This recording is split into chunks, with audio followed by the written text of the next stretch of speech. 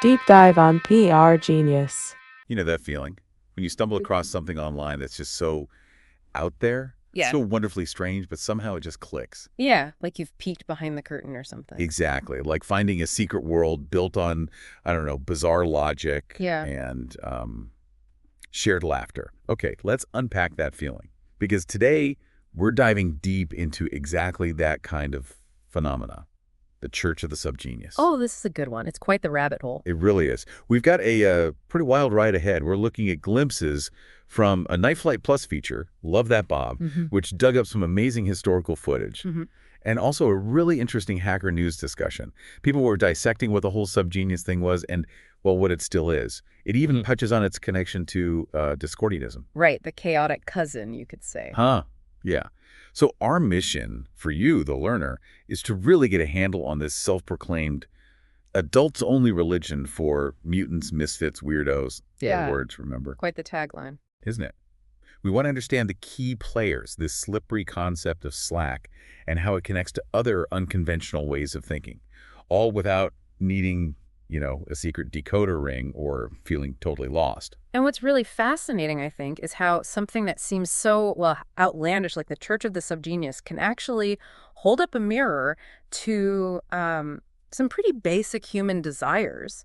And anxieties even. That's a great point. By looking at these sources, the old videos, the recent online chat, you get a richer sense of how subcultures bubble up and the power of having a shared viewpoint, even if it's unconventional. Absolutely. So, okay, where did this all kick off?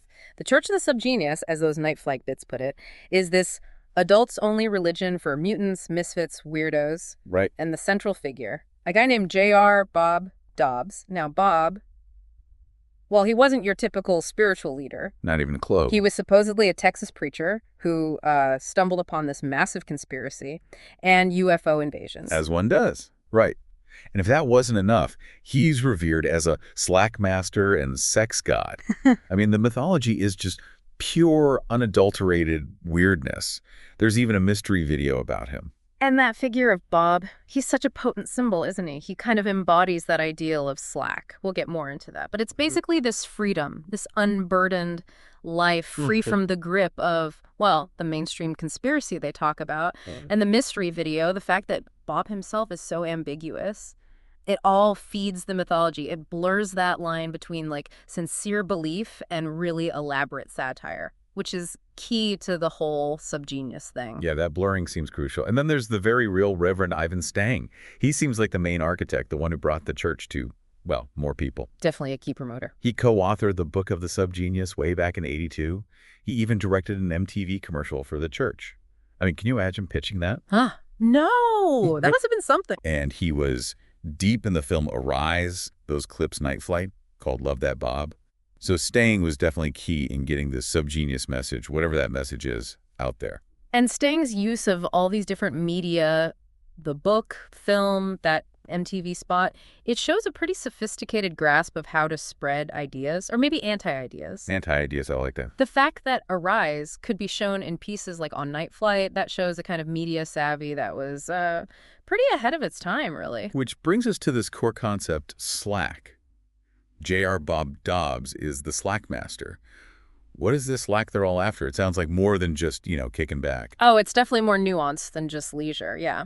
Think of Slack as personal liberation, freedom from the draining demands of normal society, from what they call the conspiracy. Okay. This sort of pervasive force they believe is trying to suppress human potential and, well, joy. Slack is about reaching a state of, like, effortless competence, doing what you love without getting bogged down by the mundane stuff. It's almost a rebellion. Yeah, a playful rebellion against the perceived absurdity of modern life.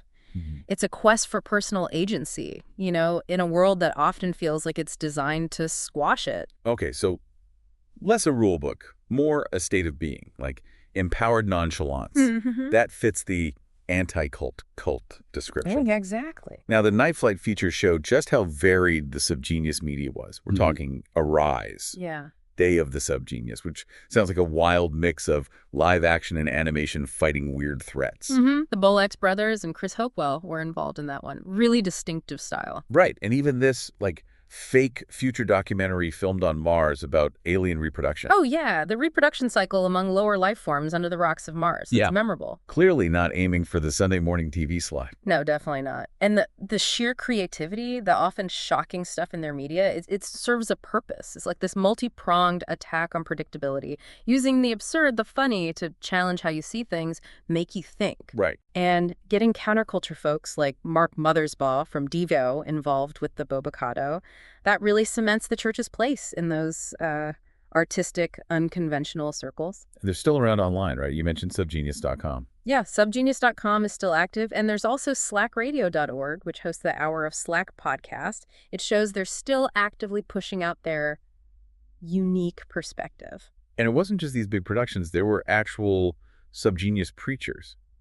And the sources mentioned seeing them age in later edits of old stuff, which adds this weird layer of reality onto the whole performance art aspect. It does, yeah. It grounds it slightly, even amidst the absurdity. Plus, the Day of the Subgenius film was apparently inspired by Reverend Stang's The Brag of the Subgenius, which they called their manifesto. So there's a kind of foundational text driving the creative chaos. Definitely. And the fact that the subgenius thing endures is really highlighted in that Hacker News discussion. They mention the Hour of Slack podcast and that episode title, Gaslight the Whole Planet. Brilliant. And the topics from that 2017 episode, like a novel, flat earth stuff, the conspiracy, the movie They Live, something called The Church of the Senior Subgenius, it shows they're still playing with satire and fringe ideas. Still stirring the pot. Exactly. And the fact that alt.slack, an old Usenet news group, is still active, that points to a pretty persistent community around this supposedly fringe thing. Which leads us nicely into Discordianism. The Hacker News thread brought it up. One person suggested it's somehow more serious than Subgenius, even though it's also built on humor. This is where it gets really interesting, the connections. Yeah, the link is definitely there. Both use humor and absurdity to poke holes in established norms and belief systems. Discordianism, tied to the Principia Discordia, the goddess Eurus, it basically says chaos is just as fundamental as order. Right. Embrace the chaos. Yeah, pretty much. And embracing that can be liberating. The core idea, like the discussion said, is don't take everything seriously. Seems simple, but it has huge implications for how we see the world. It's about seeing the absurdity in, a lot of the structures we build for ourselves. So both love the absurd, but maybe the intent is slightly different. That Hacker News commenter felt the subgenius just make everything a joke, which seemed to annoy some Discordians who felt they had a more serious philosophical point about the importance of not being too serious. It's a perfect paradox, isn't it? It really is. And like the Discordians themselves might say, you just have to laugh at it. Exactly. The humor works in slightly different ways. For Discordianism, deliberately embracing chaos and absurdity is a tool, right, to dismantle rigid beliefs, challenge assumptions. Okay. That example of the GNU date program is perfect. This quirky little thing on some computers that showed dates in this chaotic, nonsensical Discordian format. It's a playful poke-it order right inside a practical tool, even though it got removed from some systems later. That's such a great example. And people like Robert Anton Wilson, his writings really explore these connections, between the subgenius and the Principia Discordia. He saw that shared history of challenging reality through weirdness. And the humor in all this, it's not just random silliness, is it? The subgenius even have a slogan about making everything a joke. It feels very deliberate, like a strategy. Oh, absolutely. The humor, the satire, it's a powerful form of social commentary. It lets them critique society, critique power structures without having to offer like a straightforward alternative plan. Yeah. That comedy zen idea from the Hacker News comments nails it, I think. Both Discordianism and Subgenius tap into this American tradition of using humor to find insight, to jolt us awake, make us look critically. And that figure of the eternally old Bob Dobbs and Never It Dogs, who sort of walks the line between performance art and maybe actually believing some conspiracies, that perfectly shows this blurring of reality and satire. It really does. Which brings up another fascinating bit from that Hacker News thread, the importance of documenting these kinds of unique cultural moments. Right, the preservation question. Yeah. One commenter really felt it was crucial to record these underground scenes, the stuff the mainstream hasn't quite figured out yet, because what seems niche now could be really significant later, And it could just vanish if no one writes it down or saves the tapes. It's a classic tension, isn't it, between cultural preservation and the fact that some subcultures are just fleeting. There's a strong case for documenting these movements, even minor ones. They offer huge insights into the cultural mood of a time. True. Even tiny details, things that seem trivial now, could be gold for future historians trying to understand how people thought, what weird ideas they played with. But then someone else pushed back. Yeah. Right? With the idea that maybe the fleetingness is part of what makes some experiences special. That Yeah. not everything needs to be kept forever. Yeah, the cultural vampire concern. Exactly. Worrying about just consuming the past instead of creating new things. It's a valid point. Cultural evolution involves forgetting, too. But, the Church of the Subgenius, with all its output, its continued online presence on sites like subgenius.com and alt.slack, they've actively worked to document and spread their own story. They definitely haven't faded away quietly. Yeah. So what is it then? What's the enduring appeal of the Church of the Subgenius and Discordianism? Why do they stick around and keep finding people, even on the fringes? Well, I think a big part is probably the sense of community, finding your tribe, connecting with others who also question the mainstream, who share that unconventional outlook. Finding the other mutants and misfit. Exactly. And maybe it's also the power of humor as a coping tool, a way to deal with a world that often feels completely irrational or overwhelming.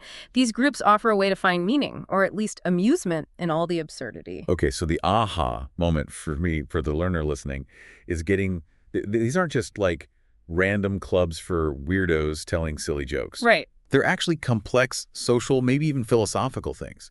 They cleverly use humor, satire, a lot of weirdness to dig into big questions. Questions about belief, about reality, and about finding that elusive slack. Precisely. By using humor and absurdity as their main tools, Subgenius and Discordianism invite a different kind of thinking.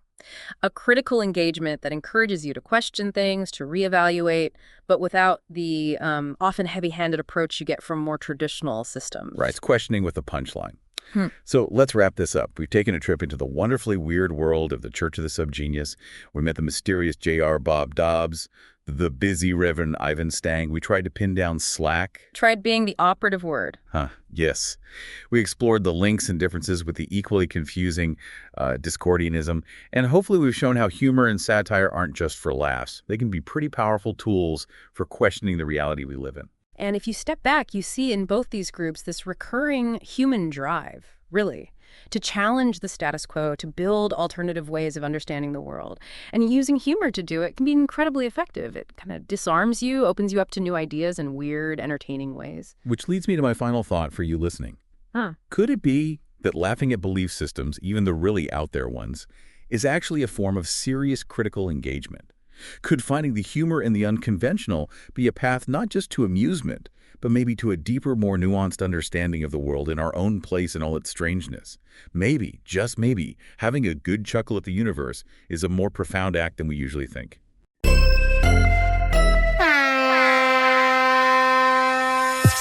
Deep dive on PR Genius.